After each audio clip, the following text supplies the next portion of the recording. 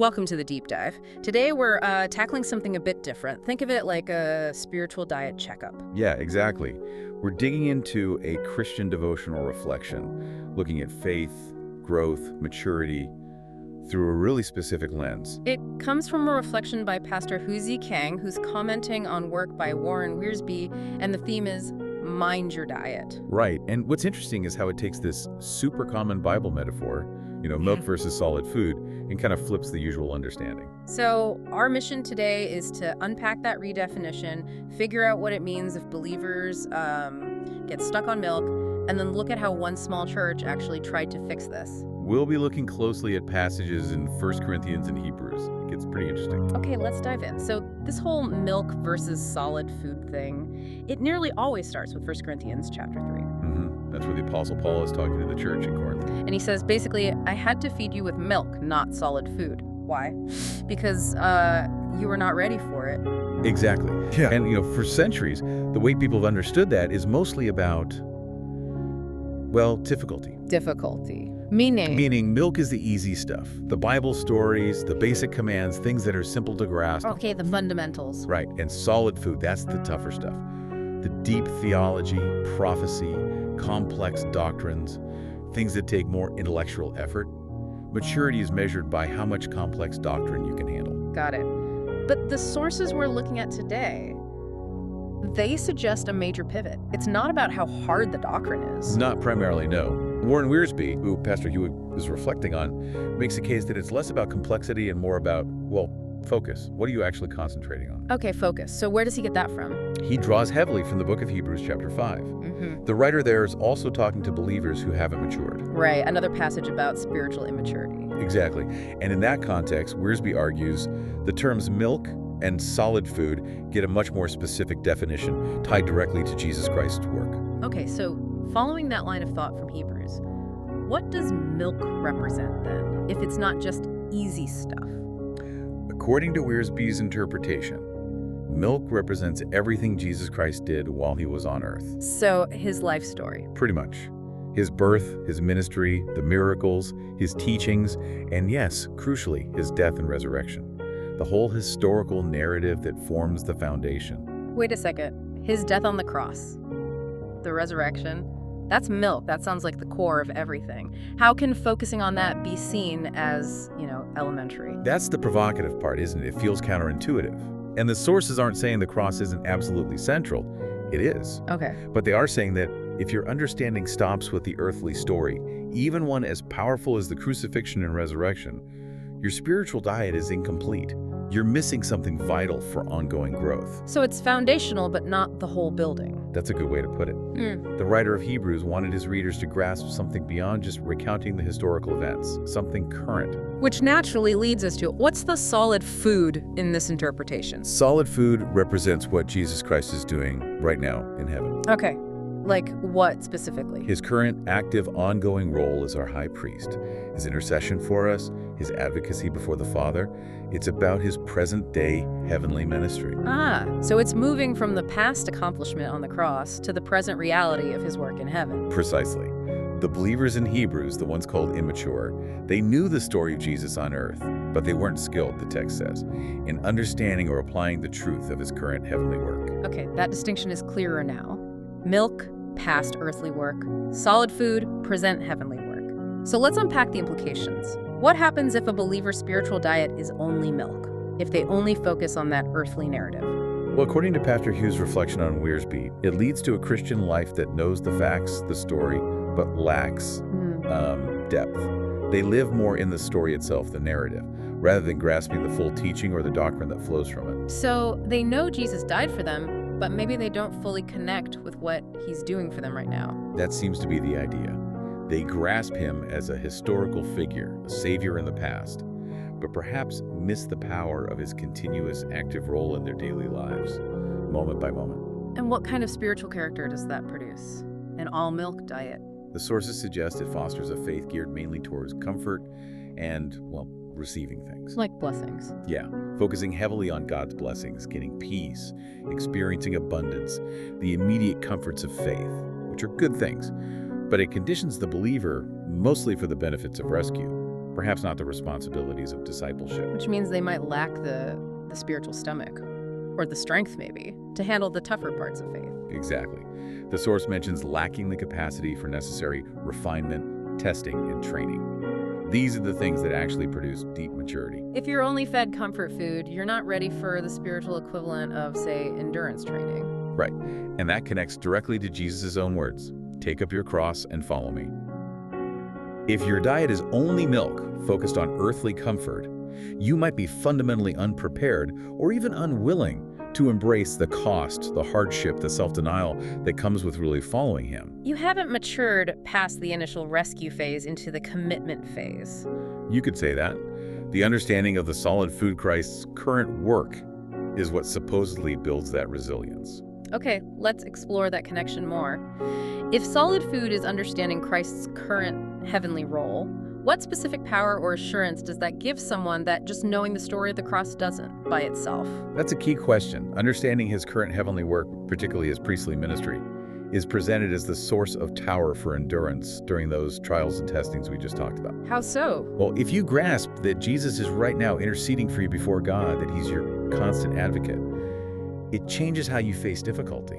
So the cross gives assurance of forgiveness for the past, but his current priestly work gives assurance of, like, ongoing support and stability now. That's the core of it.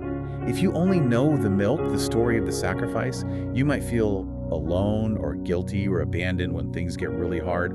Why is this happening to me if I'm forgiven? Makes sense. But if you also digest the solid food, the understanding of his ongoing advocacy, you have this confidence that even in the middle of the struggle, you have continuous access to God's grace, and you have a powerful high priest actively working on your behalf in that moment. That deeper understanding is what builds the capacity to endure, to stay committed, even when it's costly. According to this interpretation, yes. Yeah. It moves you beyond just gratitude for the past into confidence for the present and future. Okay, that distinction really clarifies things. It sets up the next part perfectly.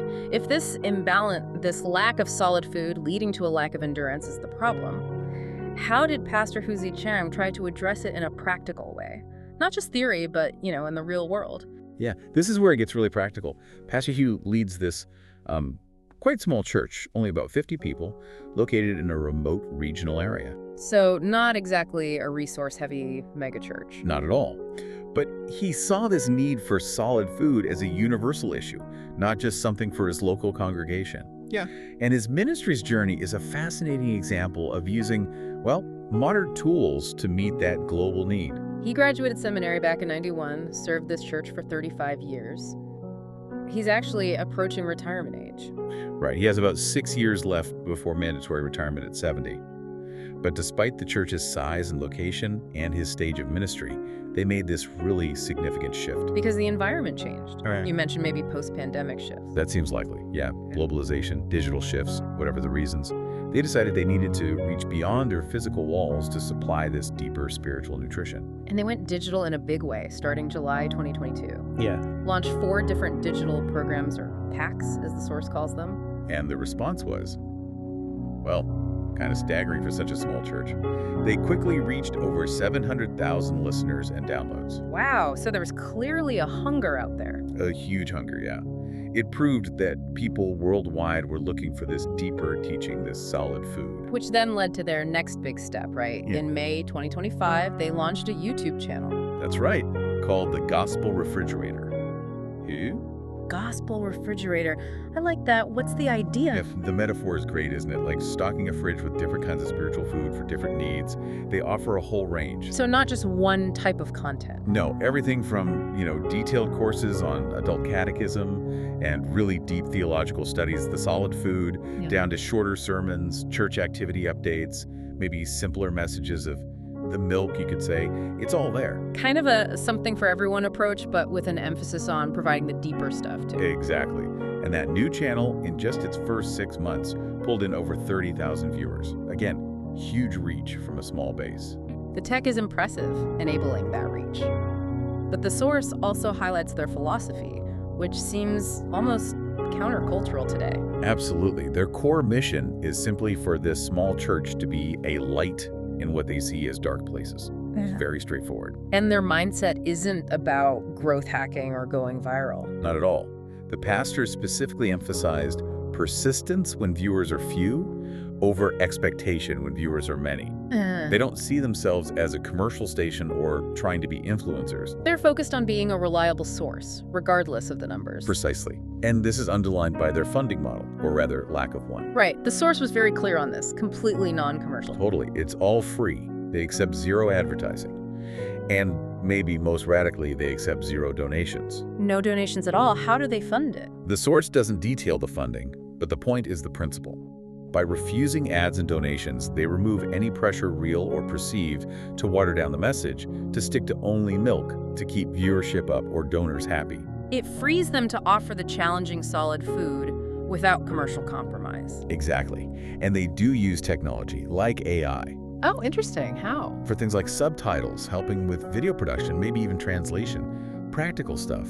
But the key is how they use it. It's not about changing the message itself. No. They use AI to make the delivery simpler or more accessible, especially maybe basic concepts for non-believers, but not to dilute the content, especially the deeper theological solid food. That remains available in the refrigerator for anyone ready for it. So let's bring it all together. We started with this idea of a spiritual diet, milk versus solid food. Yeah, and the core takeaway from Wiersbe and Pastor Hughes seems to be what you consistently consume spiritually really shapes who you become as a believer. If you stick only with the milk, the foundational story, the focus on earthly comfort, you might miss out on the strength and endurance that comes from the solid food. Right.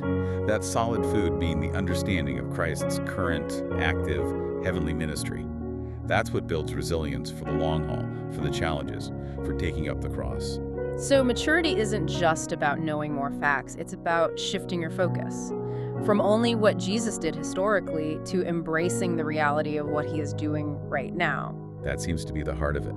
Knowing the past story is essential, but applying the present reality of his heavenly work is what fuels true growth and commitment. That ongoing ministry is the foundation for our life on earth. So what does this all mean for you, listening right now? It suggests that real spiritual endurance, the kind needed for deep commitment, requires more than just knowing the basics of salvation, as vital as they are. It requires actively engaging with the powerful work Christ is doing for you and in you, right now, from heaven. Which brings us to our final thought, something for you to chew on, perhaps. If milk is what Jesus did on earth, and solid food is what he's doing now in heaven, can you pinpoint one specific truth, maybe one doctrine, about Christ's current heavenly work, perhaps, his ongoing intercession, or what it means for him to be your advocate right now that you haven't really focused on? what piece of solid food might be missing from your own spiritual diet that you could intentionally seek out this week? Something to think about.